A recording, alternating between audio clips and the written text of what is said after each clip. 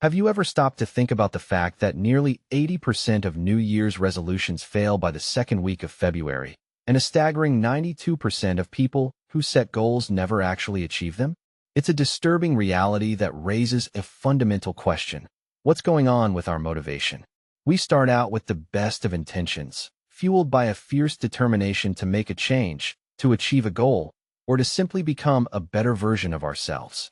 But as the days turn into weeks, and the weeks turn into months, our motivation slowly begins to dwindle, until we're left with nothing but a faint memory of what once drove us. It's as if we're stuck in a never-ending cycle of motivation and disappointment, and it's a phenomenon that has puzzled psychologists and researchers for decades. A study conducted by Professor Timothy Phychyl, a psychologist at Carleton University, found that nearly 40% of the actions we take on a daily basis are driven by a desire to avoid feelings of guilt, anxiety, or stress, rather than a genuine desire to achieve a goal. This might explain why our motivation often fades so quickly. When the initial excitement or fear wears off, we're left with a lack of genuine purpose or drive. Another study, led by Dr. Wendy Wood, a psychologist at Duke University, discovered that our brains are wired to respond to novelty and excitement, which is why we often feel a surge of motivation when we start something new. However, as the novelty wears off, our brains revert to their default mode, and we fall back into our old habits and routines. It's a bit like being on a roller coaster. We start out with a thrill of excitement, but as the ride becomes familiar, we begin to feel a sense of boredom and disconnection. So, what's driving this pattern of motivation and disappointment? And is there a way to break free from it? As we delve deeper into the science of motivation, it becomes clear that our brains are playing a much bigger role than we might have initially thought. Research has shown that our brain's reward system, which is driven by the release of dopamine, is a key player in motivating us to take action. When we achieve something or experience something pleasurable, our brain releases a burst of dopamine, which reinforces the behavior and motivates us to repeat it. However, this system can also be our downfall, as we become reliant on the constant stream of dopamine to feel motivated. A study conducted by Dr. Kent Berridge, a neuroscientist at the University of Michigan, found that our brain's reward system can become desensitized to the things that once motivated us, leading to a decrease in motivation over time. This is often referred to as the hedonic treadmill. We're constantly striving for more, but the things that once brought us pleasure and motivation no longer have the same effect. So, what does this mean for our understanding of motivation? It seems that our motivation is not just driven by our conscious desires and goals, but also by our brain's unconscious reward system. This system is constantly evaluating our experiences and behaviors and reinforcing the ones that bring us pleasure and satisfaction. However, as we've seen, this system can also lead to a decline in motivation over time, as we become desensitized to the things that once drove us. It's a bit like being in a relationship. At first, everything is exciting and new, but as time goes on, the excitement wears off, and we're left with a sense of familiarity and comfort. But what if we could find a way to reignite that spark, to rekindle the motivation that once drove us? What if we could hack our brain's reward system and find a way to stay motivated, even when the novelty wears off? As we continue to explore the science of motivation, it's becoming clear that it's a complex and multifaceted phenomenon, driven by a combination of conscious and unconscious factors. Our brain's reward system, our emotions, and our environment all play a role in motivating us to take action. But what about the role of self-discipline and the idea that we can simply will ourselves to be more motivated? Is it really possible to overcome our lack of motivation through sheer force of will? Or is there something more at play? Research has shown that self-discipline is a limited resource and that it can be depleted over time. A study conducted by Dr. Roy Baumeister, a psychologist at Florida State University, found that our self-discipline is like a muscle that can be fatigued and that it requires rest and replenishment to function effectively. This raises an interesting question.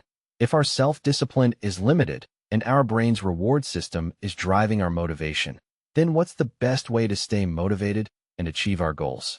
It seems that we're stuck in a bit of a paradox. On the one hand, we need to find a way to tap into our brain's reward system and harness the power of motivation to achieve our goals. On the other hand, we need to be aware of the limitations of our self-discipline and find ways to conserve and replenish it. It's a delicate balance, and one that requires a deep understanding of the complex interplay between our conscious and unconscious mind. As we navigate this complex landscape, it's becoming clear that motivation is not just a simple matter of willpower or determination.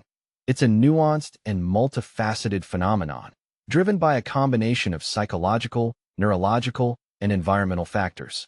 And it's precisely this complexity that makes it so difficult to sustain motivation over time and to achieve our goals in the long term.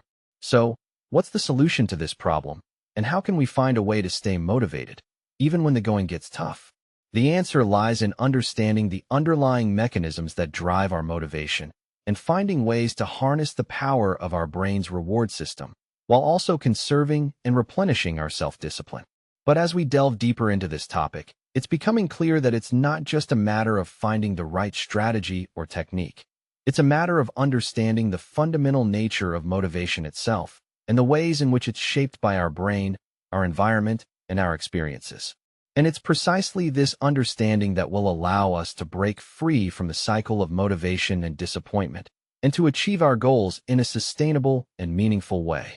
But for now, let's take a closer look at the role of dopamine in motivation and how it affects our behavior and decision-making. The release of dopamine is often referred to as a pleasure response, and it's closely tied to the idea of reward and reinforcement. When we experience something pleasurable, our brain releases a burst of dopamine, which reinforces the behavior and motivates us to repeat it. But what happens when this system becomes imbalanced and we start to crave more and more dopamine to feel motivated? Does this lead to a decline in motivation over time, as we become desensitized to the things that once brought us pleasure? And what are the implications of this for our understanding of motivation and our ability to achieve our goals? As we explore this topic further, it's becoming clear that the relationship between dopamine and motivation is complex and multifaceted, and that it's influenced by a wide range of factors, including our genetics, our environment, and our past experiences. So, let's take a closer look at the science behind dopamine and motivation, and see if we can gain a deeper understanding of this complex and fascinating topic. The more we learn about the science of motivation, the more we realize that it's not just a simple matter of being motivated or not being motivated.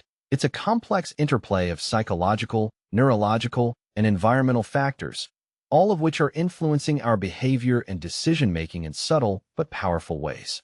And it's precisely this complexity that makes it so difficult to understand and navigate the world of motivation, and to find a way to stay motivated and focused over time.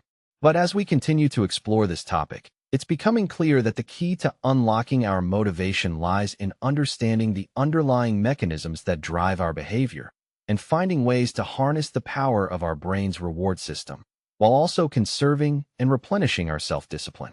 And it's precisely this understanding that will allow us to break free from the cycle of motivation and disappointment, and to achieve our goals in a sustainable and meaningful way.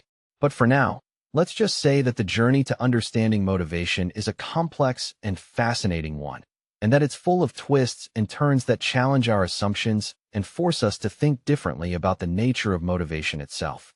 As we move forward, it's becoming clear that the science of motivation is a rapidly evolving field, with new discoveries and insights emerging all the time. And it's precisely this evolution that's allowing us to gain a deeper understanding of the complex factors that drive our motivation, and to develop new strategies and techniques for staying motivated and focused over time. But as we delve deeper into this topic, it's becoming clear that there's still so much to learn, and that the journey to understanding motivation is far from over. And it's precisely this sense of uncertainty and curiosity that's driving us to continue exploring, to continue learning, and to continue pushing the boundaries of what we know about the science of motivation. So, we've established that motivation is a fleeting feeling, and it's not something we can rely on to drive long-term change. But why does it fade, and what can we do to overcome this? Let's dive deeper into the science behind motivation and explore some strategies that can help us build lasting habits. Research by psychologist Edward Deci has shown that when we're motivated by external factors, such as rewards or recognition, our intrinsic motivation, or our genuine interest in the activity itself, actually decreases. This is known as the overjustification effect. For example, imagine you're a kid who loves drawing, and your parents start paying you for every picture you create. At first, you're excited to earn some money, but soon you start to feel like you're only drawing for the reward, and the joy you once felt is gone. This is exactly what happens when we rely on external motivators. We lose sight of why we started in the first place. On the other hand, when we're motivated by internal factors, such as a desire to learn or improve, our motivation tends to last longer. This is because we're driven by a genuine interest in the activity, rather than just a desire for external rewards. A study by psychologist Carol Dweck found that when people have a growth mindset, or a belief that their abilities can be developed through effort and learning, they're more likely to persist in the face of challenges and setbacks. For instance, imagine you're trying to learn a new language, and you encounter a difficult grammar concept.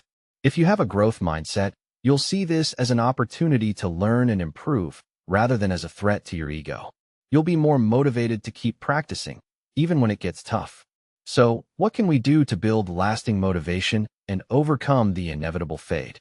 First, we need to focus on building internal motivators, such as a genuine interest in the activity or a desire to learn and improve. This means finding ways to make the activity itself enjoyable, rather than just relying on external rewards. For example, if you're trying to start a new exercise routine, try to find a type of exercise that you actually enjoy, such as hiking or dancing, rather than just doing something because you think you should. Second, we need to set realistic goals and celebrate small wins along the way. When we set big, lofty goals, it's easy to get discouraged when we don't see immediate results. But when we break our goals down into smaller, manageable steps and celebrate each success along the way, we build momentum and reinforce our motivation. For instance, if you're trying to write a novel, don't set a goal to write the entire book in 1 week. Instead, set a goal to write 500 words per day and celebrate each day that you reach your goal. Third, we need to create an environment that supports our goals and motivates us to take action. This might mean eliminating distractions, such as turning off our phones or finding a quiet workspace, or it might mean surrounding ourselves with people who support and encourage us. For example, if you're trying to start a new business, consider joining a community of entrepreneurs who can offer advice and motivation. Finally, we need to be patient and persistent, even when our motivation fades. Building lasting habits and achieving our goals takes time, and it's normal for our motivation to ebb and flow. But by focusing on internal motivators, setting realistic goals, creating a supportive environment, and being patient and persistent, we can overcome the inevitable fade and achieve our goals. Let's consider a real-life example to illustrate this. Imagine you're trying to start a new meditation practice, but you find it hard to stick to it.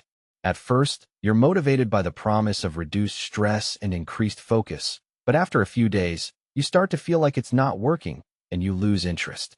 But if you focus on the internal benefits of meditation, such as the sense of calm and clarity it brings, and you set realistic goals, such as meditating for just 5 minutes per day, you'll be more likely to stick with it.